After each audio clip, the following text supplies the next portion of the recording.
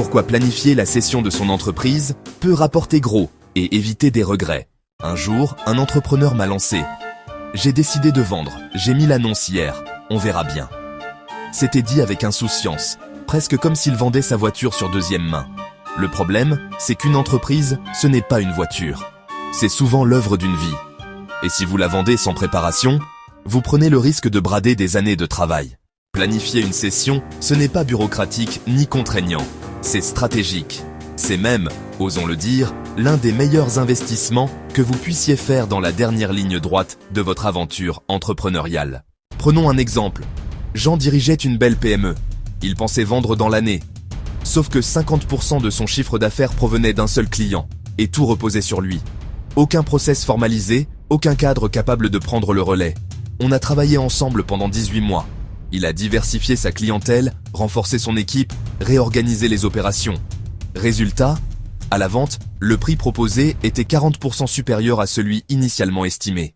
Une autre raison de planifier, c'est l'impact direct sur les résultats. La plupart des acquéreurs regardent attentivement les 3 dernières années d'activité. C'est un peu comme la bande-annonce d'un film.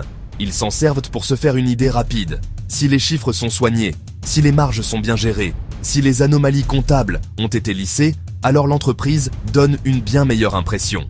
Et cela se traduit en euros, concrètement. Augmenter de 50 000 euros l'EBITDA peut générer 250 000 à 350 000 euros de plus sur le prix final en fonction du secteur d'activité. Ce n'est pas de la magie, c'est de la préparation.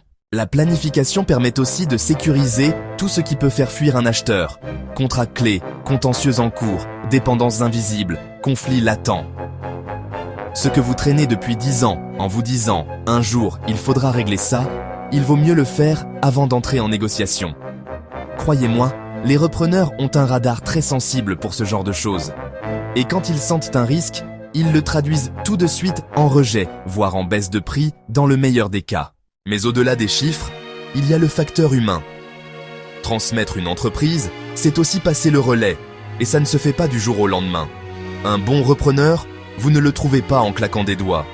Il faut parfois du temps pour qu'une vraie confiance s'installe, et pour que vous puissiez, vous aussi, vous projeter dans l'après. Parce qu'on ne quitte pas si facilement une aventure dans laquelle on s'est tant investi. Planifier la cession, ce n'est pas simplement cocher des cases ou remplir des tableaux Excel. C'est reprendre le contrôle de cette étape décisive. C'est se donner la possibilité de choisir son moment, son repreneur, son mode de sortie. Et, disons-le clairement, c'est maximiser le fruit de tout ce que vous avez construit. Vendre dans l'urgence, c'est souvent vendre à perte. Vendre bien préparé, c'est vendre en confiance. Et entre les deux, il y a parfois plusieurs années de travail. Mais ce travail-là, c'est celui qui fait la différence entre un départ subi et un départ réussi.